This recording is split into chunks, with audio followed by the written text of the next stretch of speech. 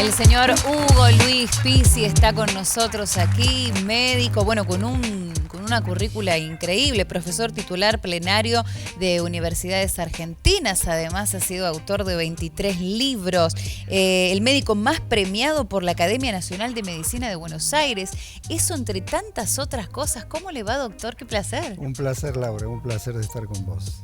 Bueno, la verdad es que me gustaría poder decir que vamos a hablar de cosas lindas, de cosas divertidas, de cosas entretenidas, pero lamentablemente tenemos que hablar de uno de los grandes temas, pandémicos temas, lo vamos a hablar así, que hoy tiene a todo el mundo despierto y atento, el coronavirus, doctor.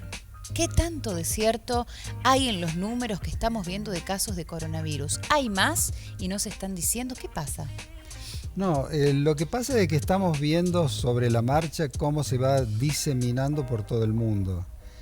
Es un enemigo que no conocíamos, pertenecía a los animales, hizo una mutación desde los murciélagos al pangolín, se cree que ese ha sido el animal intermedio entre el murciélago y el pangolín, un animal muy raro que tienen los chinos para comer y usarlo en cosméticos. ¿Pangolín? Pangolín, así se llama, sí, es una cosa muy rara, parecido al tatú nuestro, la mulita nuestra y demás, pero sin caparazón duro.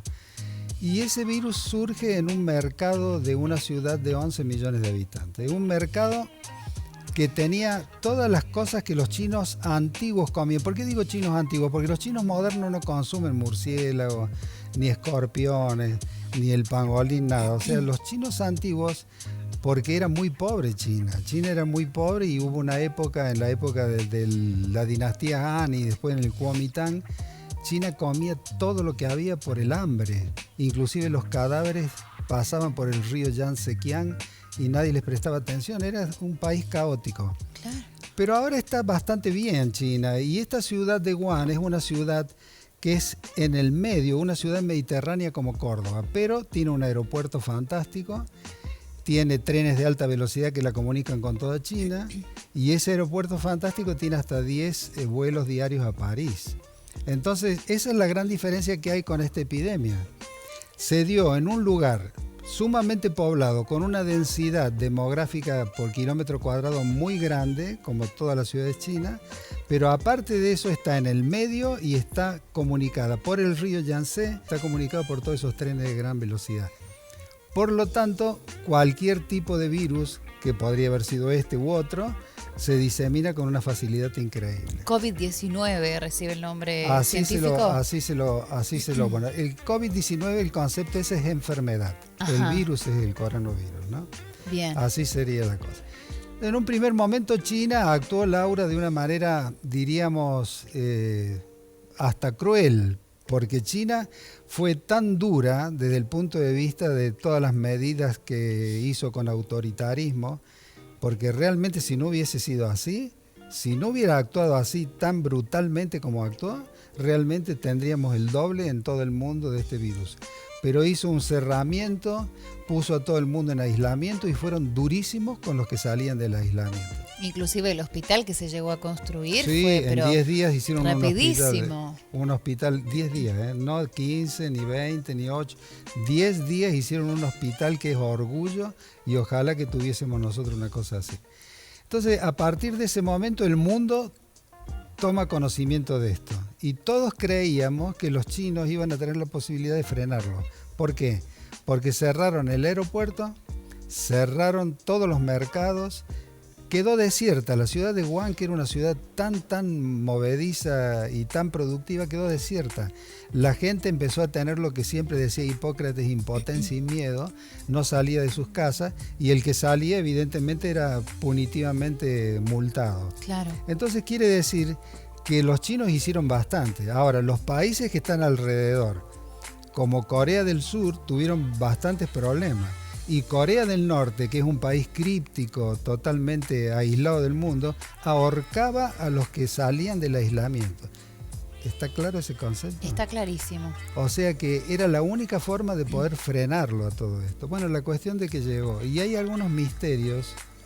yo digo misterios porque son misterios epidemiológicos o incógnitas epidemiológicas de lo que sucedió en Irán y de lo que sucedió en Italia. Lo de Italia es insólito. Lo de Italia es insólito. Es insólito. La cantidad de muertos que tiene, que hayan tenido que cerrar el país. Hoy se cerró el país.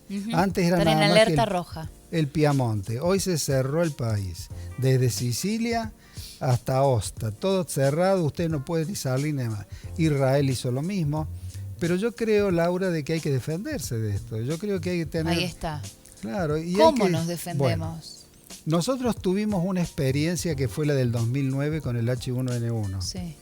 Y en ese momento no conocíamos al enemigo, no sabíamos qué era. Nosotros estábamos en Buenos Aires y cerramos el aeropuerto de Ezeiza. Fuimos muy criticados por eso, muy criticados. Sin embargo, fue una medida estupenda. Porque al no conocerlo, a la gente que nos agredía, nosotros a partir de eso pudimos acomodarnos y ver qué es lo que íbamos a hacer. Entonces empezamos a dar todas las pautas, todas las normativas, dónde se iban a poner los enfermos, de qué manera nos íbamos a defender. Pero ahora está un poco confuso el panorama porque... No se están implementando tanto las medidas de seguridad, sí, los protocolos de seguridad. Los protocolos ahora ya están, pero tendrían quizás haber estado antes. Antes, ¿no? Sí. se subestimó un poco el coronavirus, quizás. Pero conocemos muchas cosas ya, sabemos cómo ataca, sabemos que entra siempre por vía aérea y que siempre va, por ejemplo, con un cuadro de dolor de cabeza intenso, cansancio. Es decir, que en esta misma charla que nosotros podemos estar entablando ahora podríamos contagiarnos. Absolutamente. O sea, para darte un dato, cuando uno está enfermo de este tipo de virus y estornuda o tose, va a 70 kilómetros por hora y puede llegar hasta 7 u 8 metros. Los gotitas de saliva. Wow. Pero ¿qué aprendimos nosotros en el 2001 con el H1N1? Aprendimos por los ingenieros, no por nosotros los médicos, que hay curvas parabólicas. O sea, mi tos o mi estornudo hace curvas parabólicas que van cayendo 2 metros, 3 metros y van al suelo. A las 2 horas se suspenden por leyes térmicas. Por eso es tan importante en una habitación de un enfermo airearla y limpiar todos los utensilios y limpiar todo lo que sean mesas, picaportes y demás. Bien, ahora es importante esto, desde el momento en que yo tengo sin conocimiento el contacto con una persona que puede llegar a padecer el virus, ¿cuáles son los síntomas que yo tengo que empezar a sentir como para prender la luz de alerta? En primer lugar vas a tener un cuadro muy parecido a la gripe común. Sí, un resfrío. El dolor de cabeza, el mocos. cansancio. Hay una cosa que es muy llamativa, la odinofagia, que es el ardor o la molestia al tragar. Y vas a tener una angina. Ahí podés superarlo o no, según seas una mujer sana, sos joven, o sea, podrías superarlo. No es el caso de los que tienen más de 60 años y tienen una patología concomitante, por ejemplo, el diabético, el enfermo de corazón, el que es un asmático y toma corticoides, todas esas personas que padecen otra patología. Ese ya es más frágil. O sea que hay un grupo de riesgo también. Hay un grupo de riesgo, sí. Los que tienen más de 60 son los que más han muerto y los que tienen más de 80 prácticamente un 14%. Y por lo general en varones se ve, doctor. ¿O simplemente no, fue son casualidades. casual? Y la parte de los niños, no sé si les ha llamado la atención a ustedes periodistas, los niños no se enferman. No. O los que se enferman salen rápidamente. Se cree, no hay seguridad, que es porque ellos están estimulando su sistema inmune constantemente con las vacunas. Claro. Vacuna a los 10 meses, vacuna a los 12 meses, vacuna. Entonces todo eso, aunque no sea específico para esto, es una cosa como que estimula el sistema inmunológico y de pronto el niño está como indemne ante este tipo de patología. Muy buen consejo ese. Y apelando de consejos, aprovecho y te doy uno a vos. Mira. Bueno, la verdad es que nos quedamos, como siempre lo digo, ¿no? En las charlas que se dan fuera de aire son siempre muy interesantes. Y yo recién le preguntaba, doctor, dentro de la ignorancia que tenemos todos, antes que nada quiero saber la diferencia entre epidemia y pandemia. Epidemia puede ser en un lugar geográfico determinado. Bien. Pandemia es cuando toca a todo el mundo. Atraviesa. Exactamente. No hay regiones, no hay nada, toca todo. yo le preguntaba recién cómo hizo el primer caso de contagio de coronavirus para contagiarse. Recién usted me daba una explicación, bueno, muy clara, muy lógica, que viene de la mano de haber consumido carne de alguno de estos animales contagiados. Murciélago y pangolín. O sea, murciélago. Sí, y ahí donde hace el cambio, la mutación, el virus, que era de los animales, no afectaba al hombre, pero por alguna circunstancia, en el paso ese de animal a animal y animal a hombre, ahí donde hace y se transforma en un virus muy agresivo. ¿Cómo lo paramos? ¿Habrá cura? ¿Hay cura? Bueno, hay un porque sabemos que hecho. también hay una cuestión política, económica detrás de todo esto que quizás también esté en juego. Sí, de lo que yo me acuerdo, el impacto político y económico que ha tenido ha superado todo lo que yo he conocido. Todo. De lo que está en la nuestros retracción libros económica a nivel internacional con el coronavirus es increíble. Es increíble. Yo tengo muchas esperanzas en la producción de vacunas. Hay un grupo que está en Israel, en la Galilea, que se llama el Instituto Migal, que ellos trabajaban con vacunas para aves.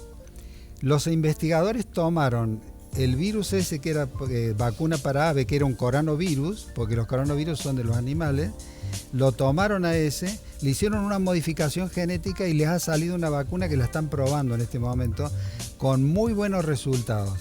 Yo creo que en unos meses puede ser que eso esté listo. Y lo más curioso de este instituto es que va a ser una vacuna oral, no inyectable como la que está desarrollándose en Texas en este momento, o la China. Yo creía que los chinos iban a salir primero, porque los chinos pusieron todo su capacidad y énfasis en tratar de lograr algo. O sea, yo creo que en este momento lo que nos va a solucionar el problema y va a cortar la epidemiología son las vacunas. Y las vacunas van a salir. Y se está trabajando en esto. Se está trabajando en esto, sí. Lo que pasa, doctor, es que si hablamos de meses, usted imagínese, se empezó a ser conocido el caso de coronavirus en diciembre, enero. En diciembre. Y ya llevamos 3.000 muertes a nivel internacional, a nivel mundial. ¿Cuántos meses, cuántos muertos más tenemos que tener? Eso Laura, es lo que a uno le asusta. La gripe común mata más que eso. Sí. No está tan visibilizado claramente.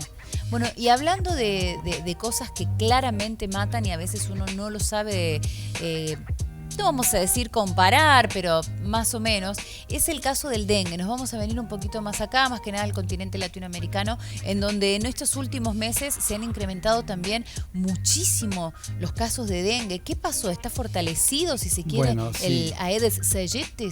Si uno tuviese que decir, por ejemplo, cuál es la enfermedad más difundida entre las transmisibles e infecciosas, es el dengue en todo el mundo. Ajá. Pero lo que pasa es que nosotros estábamos lejos porque nosotros teníamos clima mediterráneo. Cuando se tropicaliza por el calentamiento global toda la República Argentina, al tropicalizarse, en ese momento todas las enfermedades del trópico vinieron para Argentina y no son las últimas. Han venido el dengue, el zika, el chikungunya, la fiebre amarilla que está en el norte, y ahora van a venir otras más, como por ejemplo la leishmaniasis y demás. Tenemos que prepararnos porque no somos lo mismo que éramos antes, tenemos otro clima. Y entonces el mosquito aprovechó y vino junto con ese clima subtropical y tropical. ¿Qué diferencia hay entre el dengue y el zika y la chikungunya? Son virus diferentes. Son virus diferentes. Transmitidos por el mismo mosquito. Por el mismo mosquito. O sea, el mismo mosquito, Aedes aegypti, que en griego quiere decir el desagradable de Egipto, transmite la fiebre amarilla, el chikungunya, el mayaro, el dengue. ¿Y por qué se ven tantos casos de dengue y no de zika o de chikungunya? Bueno, espero que no lo atraigas vos. No. Porque realmente estamos muy preocupados con el tema del dengue. El dengue ya nos dio un susto muy grande en el 2006, en Chaco, Catamarca, Buenos Aires y demás, pero lo insólito de este año ha sido lo que ha sucedido en el departamento de San Justo, en la provincia de Córdoba, y lo que ha sucedido en Buenos Aires, que son muchos casos. Y lo peor de esto es que todos los países vecinos, Paraguay, Bolivia y Brasil, están inmersos en una epidemia extraordinaria. Paraguay solo tiene 100.000 casos. El presidente de Paraguay y su esposa han adquirido el dengue en estos días. O sea que imagínate vos cómo es esto no respeta nada. O sea, viene el mosquito, te pica, seas presidente, seas obrero, seas albañil. ¿Qué porcentaje de fatalidad tiene el dengue? El dengue, por suerte, tiene, diríamos, un índice de mortalidad bajo, si es que no te da el dengue hemorrágico. Si te da el dengue hemorrágico, lógicamente es bastante grave. Pero hay un detalle que todos los televidentes tendrían que saber.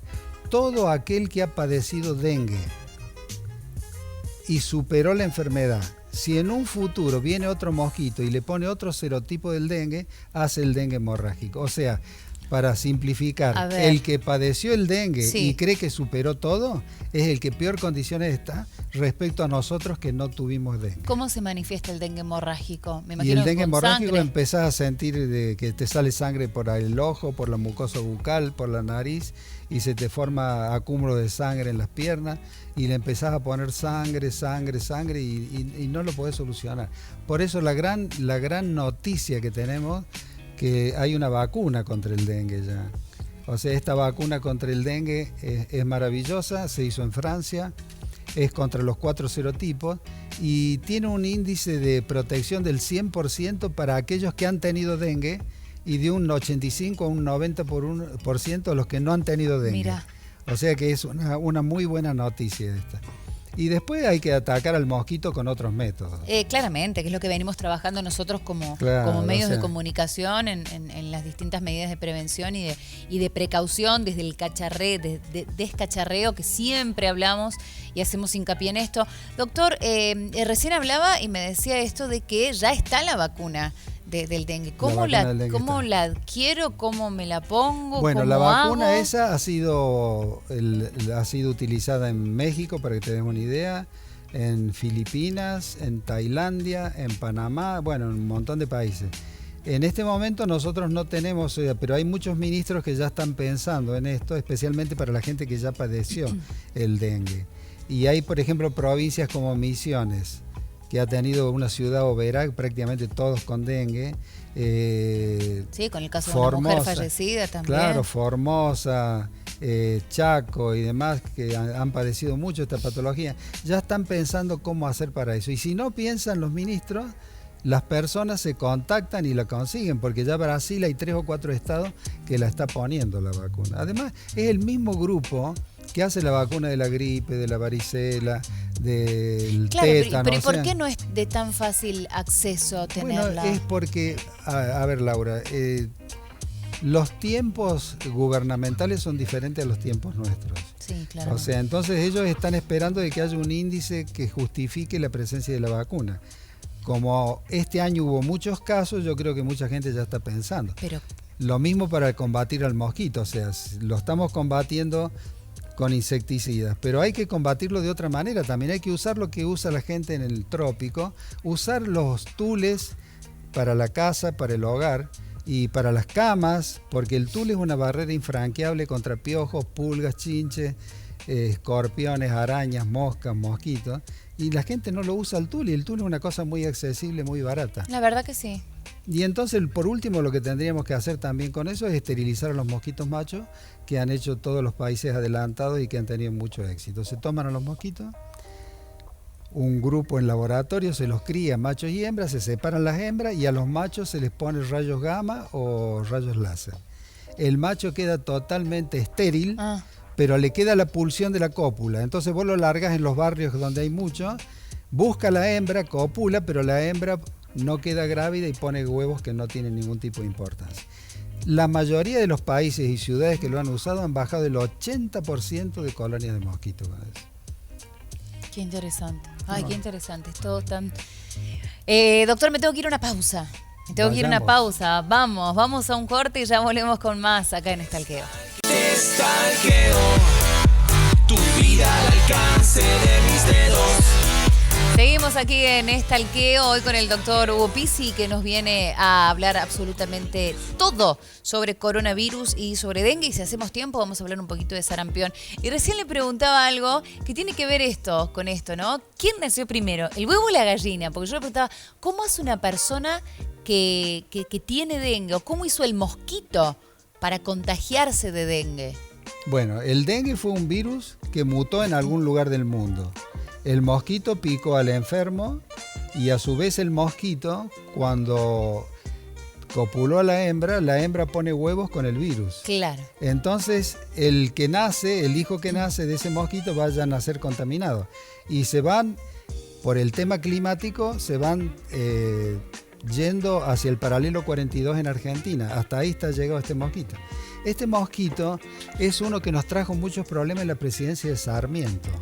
En la presidencia de Sarmiento, cuando volvían los soldados de la guerra de la Triple Alianza, murieron 27.000 personas porque trajeron el mosquito y la fiebre amarilla. Y ahí, por ejemplo, había infinidad de cadáveres que no sabían dónde ponerlos. Entonces Sarmiento lo llama a Avellaneda y le dice: hay que crear un nuevo cementerio, porque el cementerio de la Recoleta no daba lugar para esto. Y Avellaneda va y busca 80 hectáreas en la chacrita de los jesuitas. Sí. Y de ahí viene el nombre de Chacrita deformada, Chacarita, ciudad, Chacarita, barrio, cementerio, equipo, etc. O sea, ahí se creó para esos 27.000 cadáveres el cementerio de la Chacarita, porque no había dónde poner todos esos cadáveres. Y entonces el mosquito lo conocemos hace mucho, pero después lo combatimos y desapareció. Claro, pero no se sabe a ciencia cierta cuál fue el primer caso, de dónde surgió el primer caso del mosquito contaminado. Bueno, es más o menos como la historia esa que siempre se cuenta, ¿no? El huevo o la gallina. Claro, ¿quién es el primer huevo o la gallina? Pero lo importante es conocer estas cosas para poder defenderse. Sin lugar a dudas que sí, sin lugar a dudas que sí. Muy esperanzador el mensaje de la posibilidad de que en algún momento esta vacuna pueda llegar a Argentina, o en el caso de la gente que necesite o la requiera, poderla conseguir. Doctor, me gustaría, antes de cerrar, hablar un poquito de una enfermedad que pensábamos, o en realidad ya estaba erradicada, y hoy tenemos que volver a hablar de casos de sarampión. Sí, realmente es muy triste porque lo teníamos absolutamente controlado. Un retroceso total. Pero aquí han contribuido muchas actitudes y hábitos malsanos, porque el grupo antivacunas lo único que ha logrado hacer es promover una epidemia. O sea, yo creo que no son responsables, están todo el día diciendo de que no hay que vacunarse y esto y el otro, y estos son los resultados, o sea que son resultados muy desagradables, porque el sarampión es gravísimo. El que crea que el sarampión no es grave está totalmente equivocado. El sarampión mató mucha gente porque hace un cuadro de meningoencefalitis o un cuadro pulmonar. Por eso yo recomiendo que toda persona que viaje o toda persona que tenga su calendario que no esté en condiciones debe vacunarse. Y por favor, Laura, es una cosa muy importante, ustedes que son emisores de conceptos sanitarios, no hay que ir a los lugares donde hay tantos problemas. La gente viaja a Brasil. A ver, veamos. Brasil tiene una epidemia de dengue, tiene Zika, tiene chikungunya, tiene mayaro, fiebre amarilla y arriba sarampión. ¿Qué sentido tiene? Ha habido médicos que han vuelto con dengue de Brasil, que nosotros los atendemos. Entonces, ¿qué sentido tiene ir a eso? Habría que pedir la vincha de kamikaze, que se la pongan y ir, porque no hay conciencia, son detalles que hay que tenerlos en cuenta. Hay que tener en cuenta. Y las medidas también de seguridad aeroportuarias deberían ser más restrictivas también en eso. Absolutamente. Y hay una cosa que es muy importante, que siempre nosotros lo decimos en la cátedra universitaria. Todas las religiones del mundo, todas, sin excepción, el islamismo, el cristianismo, el judaísmo, siempre hablan de que el cuerpo humano es el templo de Dios. Entonces, si el cuerpo humano es el templo de Dios, creas o no creas, lo mínimo, lo elemental es cuidarlo. Cuidarlo. Y la única forma de cuidarlo es no siendo indiferente. Hipócrates, 300 años antes de Cristo, decía que las víctimas de cualquier epidemia son los indolentes y los imprudentes. Muy interesante, doctor. Bueno, gracias a Roberto, nuestro productor, nos había traído, me había olvidado, Robert, perdón, nos había traído el barbijo, esto era para cuando habláramos de coronavirus. ¿Lo recomienda? Absolutamente, si hay un enfermo y yo tengo que atender a ese enfermo, o ese enfermo tiene que movilizarse por cualquier circunstancia, tiene que usar barbijo. Lo que pasa es que tendríamos que saber que los barbijos, ese tipo que usted me está mostrando, en el momento de humedecerse, deja de ser efectivo. Por eso hay otros que son mucho más efectivos y que pueden durar todo un viaje o toda una trayectoria de algo que usted tenga que hacer. ¿Eso se consiguen también? Sí, absolutamente. Más todo que nada se si uno consigue. tiene que viajar o absolutamente. Algo. Y recordar de que cuando uno tiene este tipo de enfermos, siempre tiene que tener 10 litros de agua, 100 mililitros de hipoclorito y limpiar con eso en un trapo embebido todos picaportes, mesas y demás. Entonces es una forma también de defenderse del tipo de este virus corano que nos tiene tan preocupados. Tan preocupados y esperemos realmente que sea como usted dice, ¿no? Que la cura se pueda encontrar lo más rápido posible. Hay lugares en el mundo en donde las inversiones para la ciencia son enormes. No voy a hablar de Argentina porque la verdad es que no son enormes. Hay inversiones, pero no son quizás las necesarias. Así que esperemos que se pueda encontrar. Muy bien. Doctor, agradecidísima por su visita. Muchas gracias por haber venido, por hacerse el tiempo. La verdad, para nosotros tenerlo acá es muy, pero muy importante y muy gratificante. Así que muchas gracias por haber venido. No, por favor, y te deseo lo mejor en este nuevo ciclo. Gracias. El doctor Hugo Pizzi, que estuvo aquí con nosotros hablándonos de coronavirus, de dengue y de sarampión. gracias y esperamos que te haya sido tan útil como nos fue a nosotros. Nos volvemos a encontrar en la próxima edición de Stalkeo. Que descansen. Chau, chau. Stalkeo.